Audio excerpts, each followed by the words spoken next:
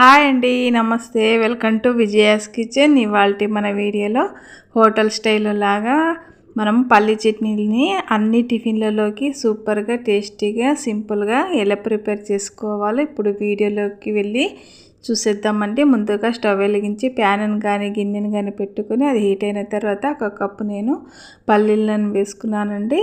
వేసుకుని ఈ పల్లీలను లో ఫ్లేమ్లో పెట్టుకొని ఈ పల్లీలను కాసేపు వేగనివ్వాలి.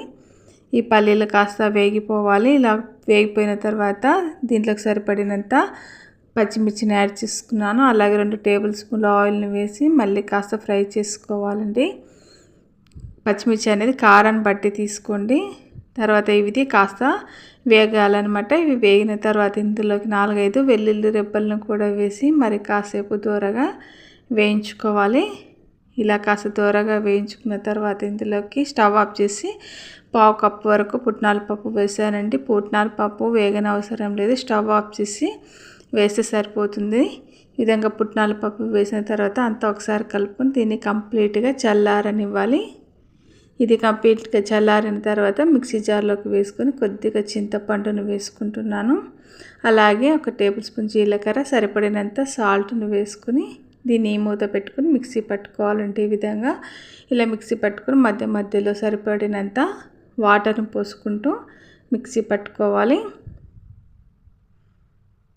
ఇలా మిక్సీ పట్టుకోవాలండి. మీకు సరిపడినంత వాటర్ని పోసుకొని ఈ విధంగా స్మూత్గా పేస్ట్లా చేసుకుని మిక్సీ పట్టుకుని దీన్ని ఇప్పుడు ఒక మిక్సింగ్ బౌల్లోకి తీసేసుకోవాలి. తీసేసుకున్న తర్వాత ఇప్పుడు ఈ చట్నీలోకి తాలింపు అనేది పెట్టుకోవాలంటే స్టవ్ వెలిగించి ఒక ప్యాన్ పెట్టుకుని 2 టేబుల్ స్పూన్ల ఆయిల్ని వేసి ఆయిల్ హీట్ అయిన తర్వాత జీలకర్ర ఆవాలను వేసి కాస్త దూరగా వేగిన తర్వాత ఎండుమిర్చి కరివేపాకును వేసుకోవాలి.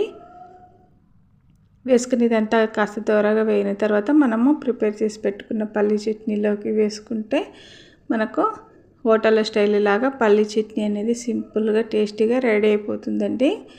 ఈ చట్నీని మీరు ఏ టిఫిన్లోకైనా సరే తింటే చాలా బాగుంటుందండి. ఇడ్లీ, దోశ, వడ, బోండా ఇలా ఏ టిఫిన్లోకైనా చాలా బాగుంటుందండి. ఇలా సింపుల్గా హోటల్ స్టైల్లో లాగా మీరు కూడా ఇలా పల్లి చట్నీని తప్పకుండా ప్రిపేర్ చేయండి. ఈ వీడియో నచ్చితే మీరు కూడా తప్పకుండా ట్రై చేసి ఎలా వచ్చిందో కామెంట్ చేయండి. అలాగే లైక్ చేయండి. మరిన్ని మంచి మంచి వీడియోస్ కోసం నా ఛానల్ని తప్పకుండా సబ్స్క్రైబ్ చేయండి. Thank you for watching.